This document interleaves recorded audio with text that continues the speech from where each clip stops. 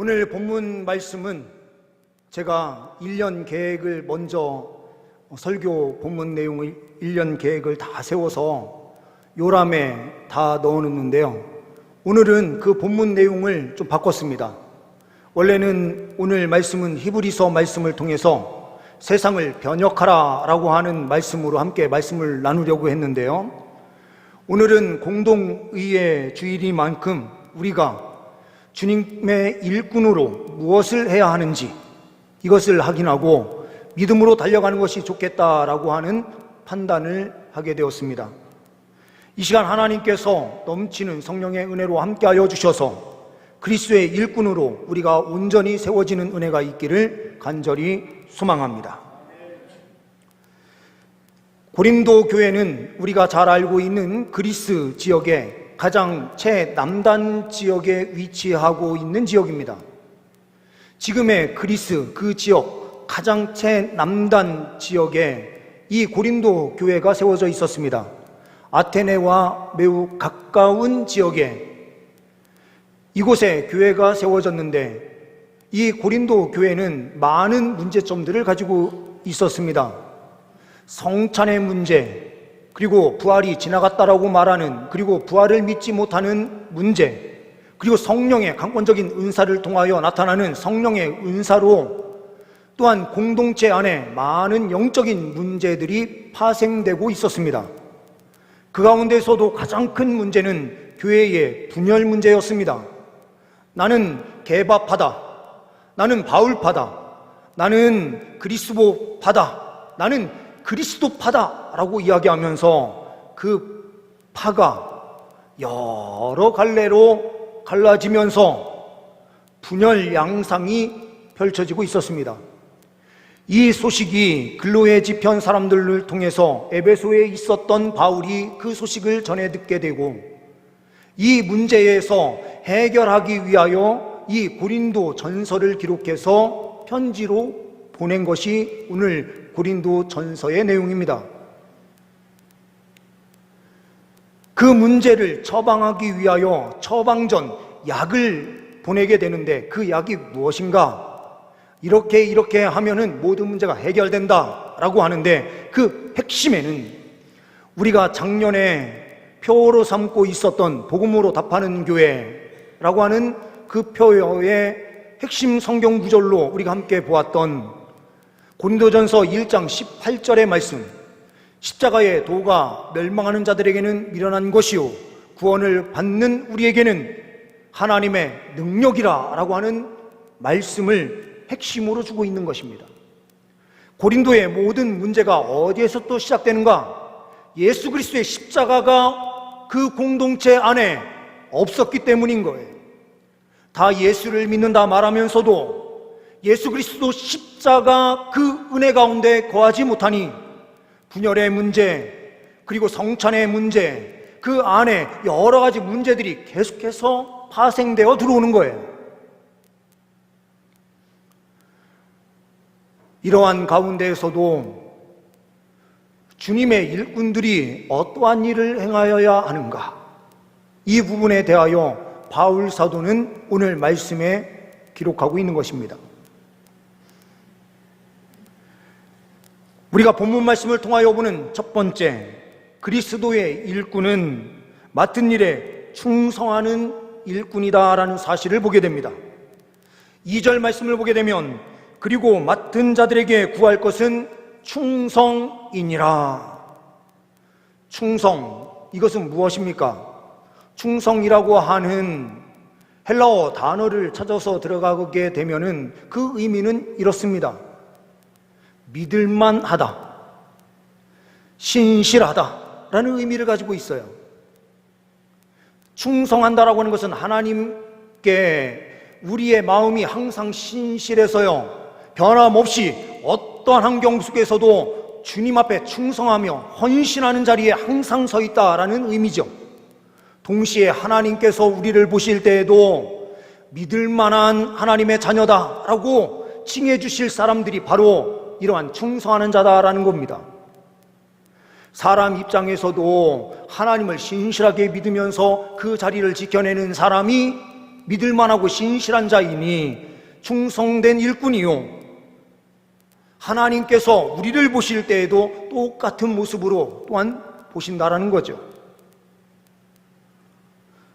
서양 역사에서 큰 역할을 했었던 한 사람이 알렉산더라고 하는 왕이 있습니다. 마케도냐 지역에 왕으로 있었던 그가 대제국을 이루게 되는데요, 그 대제국을 이루는 헬라 문명을 만들어내는 그 핵심에 이 알렉산더의 삶은 항상 평탄한 삶만 있었던 것이 아닙니다. 한 번은 전쟁에 나가서 완전히 패하면서 피난길을 떠나게 되는데, 승승장구할 때는 많은 사람들이 함께 해서 힘을 얻게 되지만, 패전했을 때 그때에는 다가오는 고통이 이루 말할 수가 없어요. 사람들은 제각각 다 흩어져서 주변에는 몇 사람 없어요. 피난길을 떠나는데 많은 병사가 다 흩어졌습니다.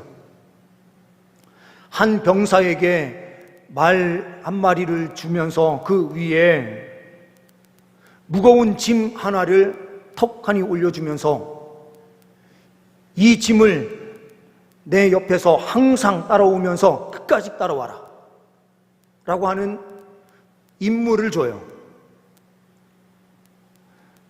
그런데 한참 가다가 이 말이 죽어버렸어요. 그러니 그 무거운 짐 어떻게 합니까? 자기가 짊어지고요 가야 되는데 너무 무거운 거예요. 그런데 대왕의 명령이니 어떻게 합니까? 다른 사람들은 다 탈영하고 도망가고 제각각 자기가 하고 싶은 대로 하는 그런 삶으로 나아갈 수 있었지만, 이 사람은요 사명이 있으니 다른 곳으로 갈 수가 없어요. 그리고 그 무거운 짐 최선을 다해서요 어느 때는 버리고 싶은데 끝까지 짊어지고요 알렉산더 대왕을 따라가요. 그 안에는 뭔지는 모르는데 무겁다라는 것밖에 생각을 할 수밖에 없어요. 그냥 무거워요. 그런데 이 알렉산더 대왕이 그 어려운 시기를 잘 극복하고요 다시 제국을 이루면서 모든 것을 회복하는 때였어요. 그때에 이 병사에게 알렉산더 대왕은 이렇게 이야기를 해요. 네가 짊어지고 다닌 그것이 무엇인지 아냐? 모르겠습니다. 그냥 주신 대로 저는 이렇게 메고 다녔을 뿐입니다. 그거 네가 다 가져라. 이 사람이 그 이야기를 듣고 그 꽉꽉 메어 있는, 가득 채워져 있는 그것을 탁 뜯었을 때에 그 안에 들여다보니 그것이 다 금이었습니다.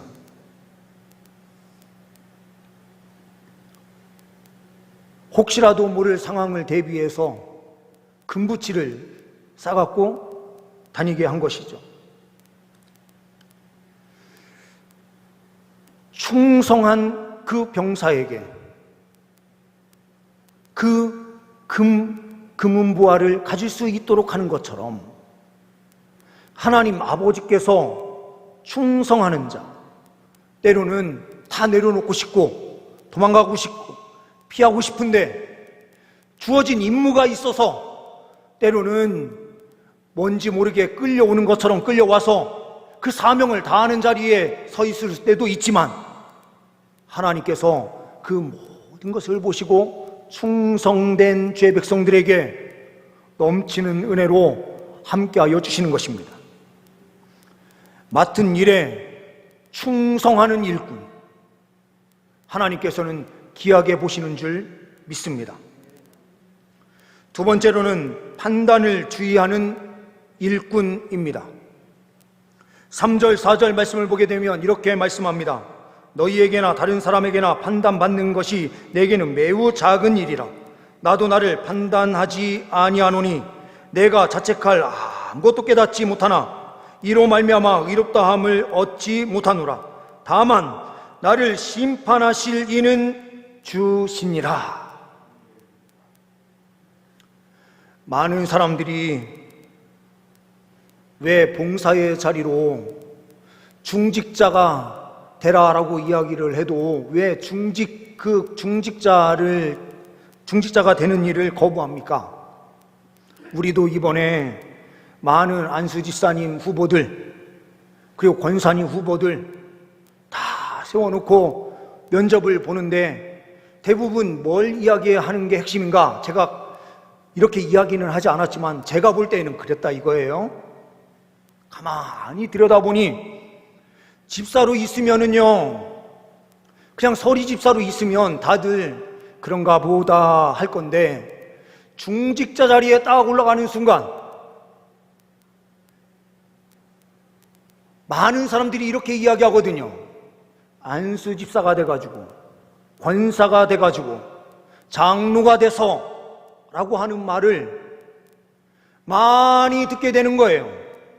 자기가 서리 집사로 있는데 교회 모임이 있어서 딱 나가서 있다 보면 다들 좀 여유가 있다 싶으면은 하는 이야기가 뭔가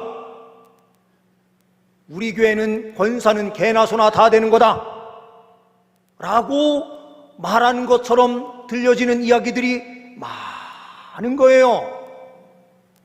이거는 우리 교회뿐만 아니라 다른 교회들 안에서도 다 똑같은 문제로 드러나요. 그러니 나는 중직자가 되기 싫습니다. 나는 그냥 편하게 사람들 눈치 보지 않고 판단받지 않고 편하게 신앙생활 하겠습니다 라는 게 요지예요. 가만히 보면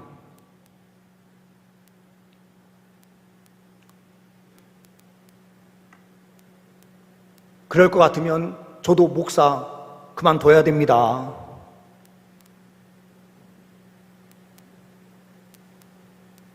저도 부족하고 연약해서 실수를 얼마나 많이 하는지 몰라요.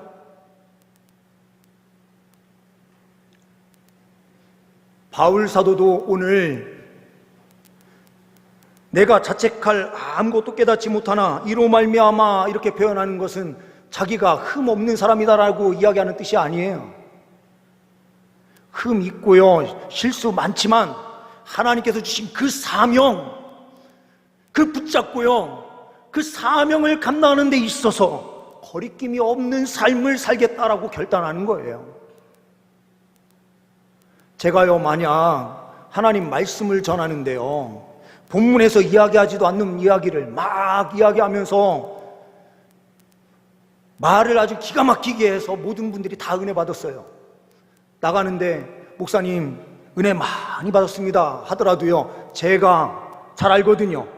본문 말씀을 왜곡해가지고 말씀을 잘 전했다 그러면 제가 마음에 찔려서요, 그 이야기를 아무리 칭찬의 이야기를 들어도 마음에 거리낌이 생겨요.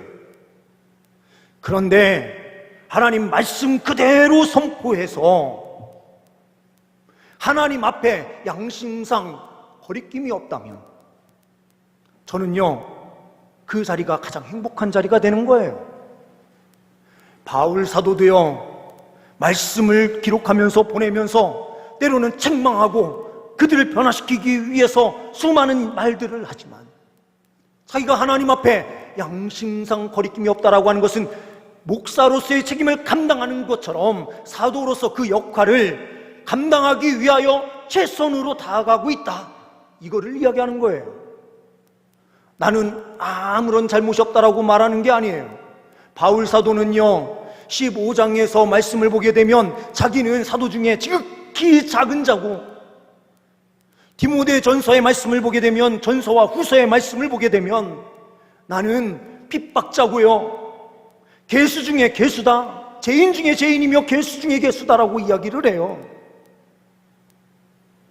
자기가 부족함을 느끼지 못한 것이 아니라 부족하지만 하나님 앞에서 최선을 다해서 그 사역을 감당하는 자리에 서 있는 것으로 거리낌이 없다라는 겁니다.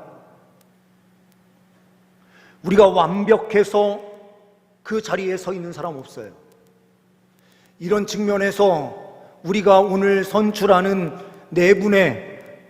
두 분의 장로님, 두 분의 권사님은요, 후보로 나오신 분들은 최소한 다른 사람들은 다 뒤로 빠지는 그 자리에 내가 하나님께서 주신 사명의 자리라면 충성과 헌신으로 섬기겠습니다 결단하신 분들, 면접을 통해서요 최소한 하나님 나라를 위하여 달려가겠습니다 결단하신 분들이에요. 그러니 우리 성도님들, 헌신 결단하신 분들이요 기쁨으로요 투표로 어차피 될 거니까 나는 참석 안 하고 다른 사람들이 다 될 수 있게 해주겠지, 이렇게 생각하지 마세요. 50명이 참석해서 100명이 참석해서 150명이 참석해서요 함께 동참을 해서 표 한 표 한 표 더 드린 것은, 그것은요 앞으로 주님 나라를 위하여 헌신하는 자리에 설 때마다 응원이 되고 격려가 되는 표예요. 내가 한 명 반대하는 것 아무 의미 없을 거고 이렇게 생각하시는 분들 계실지 모르겠습니다. 근데 그 반대의 한 표가 나오면은요 가슴이 얼마나 무너지는지 몰라요. 그러니 이왕 헌신, 충성으로 달려가실 분들을 우리가 선출하는 거라고 한다면 적극적으로요 우리가 함께 일할 수 있는 분들 일할 수 있게 해주는 것, 그래서요 응원해 줌으로 모든 분들이 기쁨으로 하나님 그 사역을 위해서 동역자로 서서 헌신하고 달려갈 수 있도록 해주는 것, 이것이 얼마나 중요한 일인지 몰라요. 권사가 돼가지고 이렇게 이야기하시는 분들, 안수 집사가 돼가지고 장로가 돼가지고 이렇게 말씀하시는 분들은요 그런 말할 자격이 없는 분들이 그렇게 얘기해요. 권사도 되지 못하시는 분들이 그런 이야기 하시고 안수 집사도 되지 못하시는 분들이 그런 얘기하는 거고요, 장로님으로 서지도 못하는 분들이 그런 이야기 하는 거예요. 그분들을 어떻게든지 끌어내려서 나와 같이 똑같은 자리에 함께 서도록 하려고 하는 그런 교만함 속에서 나오는 이야기들이에요. 그러니 그런 이야기들은 들을 필요가 없어요. 하나님 앞에서 주님께서 주신 사명의 자리 힘있게 감당하면서 주의 영광을 위하여 달려갈 때에 우리 공동체는 힘있는 공동체로 세워지는 거예요. 판단을 주의하는 일꾼이라고 하는 것은요 성과 악을 구분하지 말라라는 의미가 아니에요. 성과 악은 우리가 분명하게 하나님 말씀을 통해서 분별해내는 영적인 지혜가 필요해요. 판단력이 필요해요.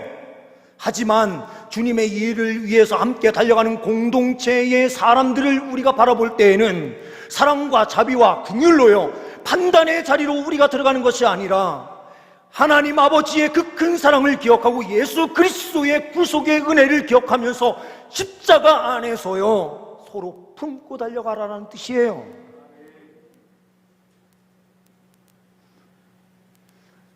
우리를 심판하실 주님이요 정확하게 보세요. 제가 가짜로 목사 같은 삶을 살면서 이 자리에서 말씀을 선포하면 하나님께서요 마지막 심판날에 저를 분명하게 심판하세요. 나 자신이 하나님 앞에 어떻게 서 있느냐가 중요한 것이지 다른 사람이 어떤 모양으로 서 있느냐 이거를 자꾸 판단할 필요가 없어요. 우리는요 나도 죄인이고 옆에 있는 사람도 죄인이니 서로 가슴에 품고 함께 달려가야 된다라고 하는 넓은 마음, 용서와 자비의 마음이 필요한 거예요. 세 번째로 하나님의 칭찬만 생각하는 일꾼입니다. 5절 말씀을 보게 되면 그러므로 때가 이르기 전 곧 주께서 오시기까지 아무것도 판단하지 말라. 그가 어둠에 감추인 것들을 드러내고 마음의 뜻을 나타내시리니 그때에 각 사람에게 하나님으로부터 칭찬이 있으리라. 각 사람에게요. 각 사람, 각자에게요 하나님께서 다 보시고 계신다. 그러니 우리가 하나님 앞에서 하나님만 바라보고 하나님의 칭찬만 바라보면서 달려가면 된다. 옆에서 뭐라고 하든 이거는 독불장군으로 살라는 의미가 절대로 아니잖아요. 하나님께서 베푸실 그 칭찬만 바라보면서 달려가는 삶. 교회의 일꾼들은 크게 두 부류로 나눠져요. 한 부류는요, 조그만한 일이라도 해놓고 칭찬받기를 원해요. 담임 목사가 칭찬해 주기를 바래요. 주변에 있는 사람들이 나를 알아주기를 원해요. 그런데 어떤 한 부류는요, 담임 목사가 알아주든 알아주지 않든, 사람들이 알아주든 알아주지 않든 전혀 관계없이 사명의 자리를 끝까지 지켜내는 분들이 있어요. 그분들은 사람 보지 않고 하나님 바라보면서, 하나님께서 칭찬하실 그날을 바라보면서 달려가는 믿음인 거예요. 올림픽에서 금메달을 주는데요, 이 금메달의 가격이 얼마 정도 할까요? 제가 찾아보니까요, 이게 국제 규정으로 되어 있는 부분이 있더라고요. 금메달에는 금이 얼마나 들어가야 되느냐? 6.5g 이상이 무조건 들어가게 되어 있대요. 메달의 무게가 뭐 얼마만큼 나가든 그 안에요, 금이 몇 프로요? 6.5g. 이거를 지난 금요일 시세로 계산을 해보면은요, 다음에서 검색하시면 나오세요. 3.75g, 이게요 38만 6,015원 뭐 이렇게 이 정도 되는 것 같아요. 정확하게는 모르겠고요. 이거는 제가 뭔가 잘못 기록을 해놨는데요, 38만 6,115원 49전 이렇게 되는 것 같습니다. 그러면요, 6.5g 정도 되면 얼마냐? 67만 원 정도 됩니다. 두 돈이 좀 안 되니까요.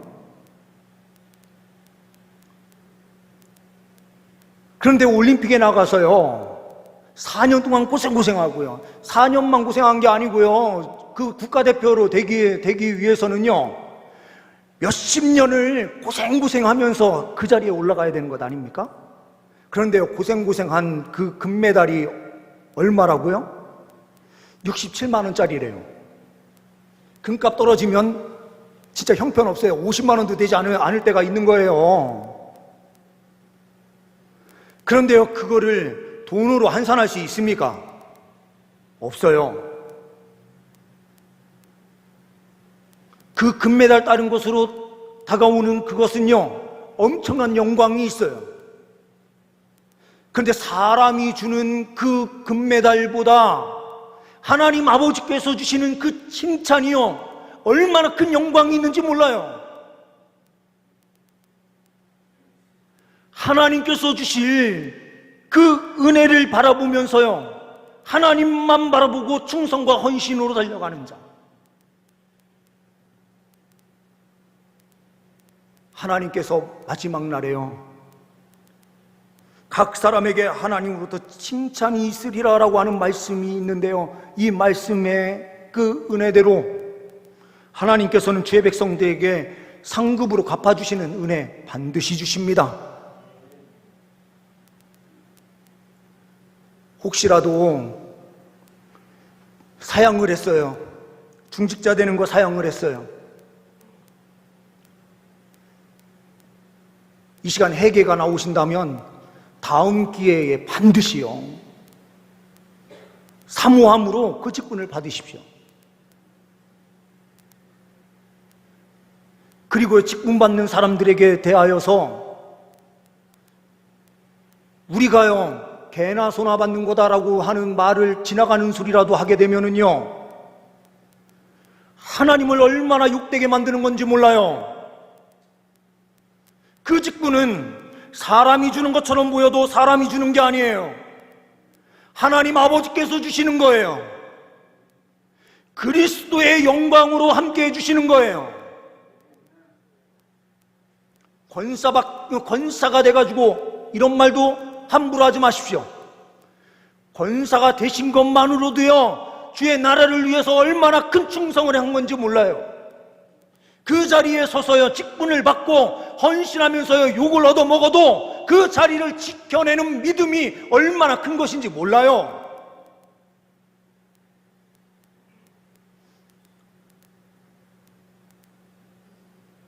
오늘 이 자리는요, 받는 분들은 하나님 앞에 헌신함으로 하나님만 바라보며 섬기겠다라고 하는 결단으로 나오는 자리가 되고요, 우리가 또한 선출하시는 자리에서 있는 분들은 하나님께서 주신 직분을 내가 잘 감당했는가, 이 모습을 보면서 나도 부족한데 다른 사람들은 오죽하겠어 하는 마음으로요, 사랑과 자비로 선출해 주시고요, 그리고 이 자리에 오고 싶어도 오지 못하는 연약한 분들이 계신다면 앞으로 기회가 충분히 더 있으니요, 헌신하셔서 다음에는 반드시 다 중직자가 되시는 주의 백성들 되시길 소망합니다. 이 자리는 우리가 판단의 자리가 아니고요, 하나님의 일꾼을 사랑으로 뽑는 자리고요, 우리의 표 한 표를 통해서요, 그분의 사역을 응원하는 거예요. 하나님 나라의 확장을 위해서요, 우리가요 기도로 그리고 함께 응원하면서 달려가겠습니다 라고 하면서요, 그 마음을 드리는 시간이에요. 그리고 하나님 나라를 위해서 헌신하는 귀한 분들 하나님 선출되게 해주시고, 그분들이 하나님 나라를 위해서 더욱더 아름다운 일, 그 일을 수행할 수 있도록 주님 함께 해주세요 하면서 기도함으로 달려가는 귀한 시간인 줄 믿습니다. 사랑과 자비로 우리가 귀한 일꾼을 세워낼 수 있는 오늘 될 수 있기를 소망합니다. 또한 우리의 삶 가운데서도 그리스도의 일꾼으로서 충성과 헌신으로 달려가는 귀한 믿음의 백성들 다 될 수 있기를 소망합니다. 기도하십니다. 하나님 아버지, 죄인 중에 죄인인 나 자신을, 주님 또한 우리를 예수 그리스도의 보혈로 그 대속의 은혜로 살려주셔서 하나님 백성 삼아주신 것만으로도 너무나도 감사한데, 귀한 사명 주셔서 일꾼으로 살 수 있는 은혜 허락하여 주시니 감사합니다. 주님 성령의 은혜로 함께하여 주셔서 끝까지 잘 감당할 수 있는 우리가 되게 하옵소서. 주님께만 온전히 영광 올려드리며 주님만 바라보며 달려가는 믿음의 사람 되기를 간절히 소망하오며 우리 주 예수 그리스도의 이름으로 기도하옵나이다. 아멘.